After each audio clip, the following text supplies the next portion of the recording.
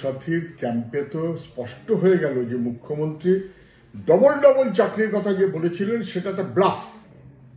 স্পষ্ট হয়ে গেল যে 2 কোটি বেকারের চাকরি দিয়েছেন মুখ্যমন্ত্রী, ওটা একটা ব্লাফ, একটা কমপ্লিট ব্লাফ দিয়ে দিয়ে মিথ্যাচার করতে করতে কার্যত যুবদের কাজের কোনো ব্যবস্থা নেই। আগে তো ছিল কাজ এবং কাজের সাপেক্ষে বেকার ভাতা, বামফ্রন্ট তুলে দিয়ে এখন কোনো কাজ হবে না ভাই, কোনো কাজ জুটবে না ভাই, এই যা দিচ্ছে নিয়ে সন্তুষ্ট হয়ে বাড়ি চলে যাও, এই যে গোছের মনোভাব সরকারের, এটা খুব বিপজ্জনক। এবং সেই কারণেই তৃণমূল বলে দিয়েছে, আচ্ছা বেশ, গুটকার পয়সা আপনার 1,500 টাকা লাগবে, এই দেখুন মুখ্যমন্ত্রী দিদি আমাদের দিয়ে দিয়েছে।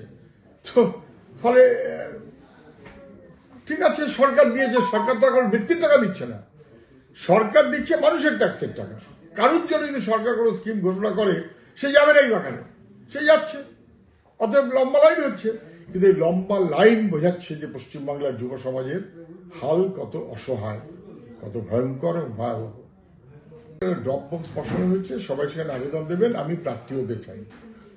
পঞ্চায়েতের প্রার্থী হওয়ার জন্য টাকা দিতে হয়, মিউনিসিপ্যালিটির প্রার্থী হওয়ার জন্য টাকা দিতে হয়, তারপর টাকা দিয়ে প্রার্থী হওয়ার জন্য দরখাস্ত কেন করেন? কারণ হচ্ছে লাইসেন্স, লুটার লাইসেন্স। আর বিধায়কের জন্য বড় লাইসেন্স, ডবল ট্রিপল লুটের লাইসেন্স। একবার শুধু একটু ভোটে দাঁড়াতে পারলে তৃণমূলের হয়ে পুলিশ সহ সবাই মাথার উপর হাত দিয়ে রাখবে আর যত খুশি লুট করা যাবে। তৃণমূল সেই কারণেই ড্রপ বক্স বসায় আর ড্রপ বক্সের মাধ্যমে আবেদনপত্র নেয়, যাতে ওই বন্দোবস্ত করা যায়। ড্রপ বক্স থেকে সঙ্গে টাকা জমা দিতে হচ্ছে। নির্বাচন কমিশন যা করছে তা চূড়ান্তভাবে মানুষ বিরোধী। ইউনিভার্সাল ফ্র্যাঞ্চাইজি কেড়ে নাও, মানুষের ভোটের অধিকার দেবার জায়গায় বরঞ্চ মানুষের ভোটের অধিকার কেড়ে নাও। বিহারে যেটা হবে পশ্চিমবাংলায় সেটা হবে না, মানে নাকি নতুন নতুন নিয়ম? কেন, কি করছিল এতদিন ধরে রাজ্য সরকার?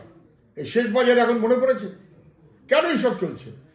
এবং একেবারে স্পষ্ট হয়ে যাচ্ছে যে এমনকি 2002-এর ভোটার লিস্টের নাম আছে, তার নামকে পর্যন্ত খারিজ করার চেষ্টা করছে নির্বাচন কমিশন। নির্বাচন কমিশনের দাপট, চোখ লাগানো, জবরদস্তি, সেই মনোভাবে গোটা মানুষকে নাকি চলতে হবে এবং মানুষের ভোটের অধিকার নাকি কেড়ে নেবে। এটার রাস্তায় মানুষ নামছে এবং নামবে, আর বিজেপি এর ফল ভুগবে। পশ্চিমবাংলায় 7 জন ARO-কে সাসপেন্ড করলো নির্বাচন কমিশন, অ্যাকশন নিতে বলল। এটার মধ্য দিয়ে কার্যত পশ্চিমবাংলায় নির্বাচন কর্মী যারা, তাদেরকে ভয় দেখাবার চেষ্টা হচ্ছে। এবং জল জ্যান্ত দেখা যাচ্ছে, ARO বলছে জল জ্যান্ত 2002 সালে ভোট দিয়েছে, তারপরও নির্বাচন কমিশনের কথা সেরকম কেটে দিতে হবে কেন? নির্বাচন কমিশন কতগুলো কাগজ দিয়েছে, তার মধ্যে জেনে বুঝে আধার কার্ডটাকে বাদ দিয়ে দিয়েছে। এমন এমন কাগজ দিয়েছে যে কাগজ সব মানুষের নেই, থাকতে পারে না। কাগজ নেই বলে সেই মানুষটা ভোটার থাকবে না, একদম পরিকল্পিতভাবে। এবং এই আরো বিপদের কথায় পড়ছে। দেখছি লোকটাকে, জানি বছরের পর বছর দেখেছি, 8 ধরনের 10টা ধরনের কাগজ আছে, কিন্তু ওরা যে কাগজ চান সেই কাগজটা নিয়ে, অতএব বাদ। 2002-এ ভোট দেওয়া লোক, সেও বাদ। এবং এই অসভ্যতা নির্বাচন কমিশন করছে। আর সেই অসভ্যতায় যদি কারোর কোনো প্রশ্ন থাকে, কারোর কোনো কিন্তু থাকে, ওদের তাকে সাসপেন্ড করে দেবে। এত বড় সাহস গোটা রাজ্যে। এদিকে তৃণমূলের সরকার, ওদিকে বিজেপির সরকার, দুয়ে মিলিয়ে একটা এমন ব্যবস্থা করেছে যেখানে জবরদস্তি, মানুষকে ভয় দেখানো, মানুষ বিএলআরও এইও একের পর এক। এ কখনো হতে পারে না। আমরা এই যাদের উপর অ্যাকশন নেওয়া হচ্ছে, আমরা তাদের আপাতত, তারা যদি বেঠিক কোনো কাজ না করে থাকেন, পাশে থাকুন।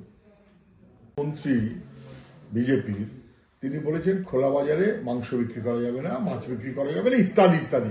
সবাইকে নিরামিষাশী হতে হবে। এত বড় সমস্ত হিম্মত হয়ে যাচ্ছে। মানুষ কি খাবে, মানুষ কি পরবে, মানুষ কি পোশাক নিয়ে চলবে, সব দিল্লিওয়ালারা ঠিক করে দেবে, বিজেপিওয়ালারা ঠিক করে দেবে।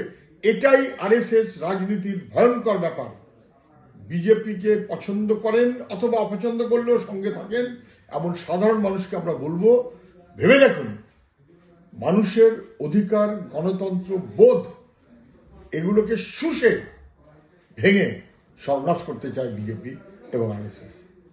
তো 3টে টার্ম হয়ে গেল, 15 বছর। এখন এতদিন পরে নাকি মনে পড়েছে মেকলিগঞ্জের শিল্প তালুক। আরে পশ্চিমবাংলার শিল্প তালুকগুলো একে একে শুকিয়ে গেল।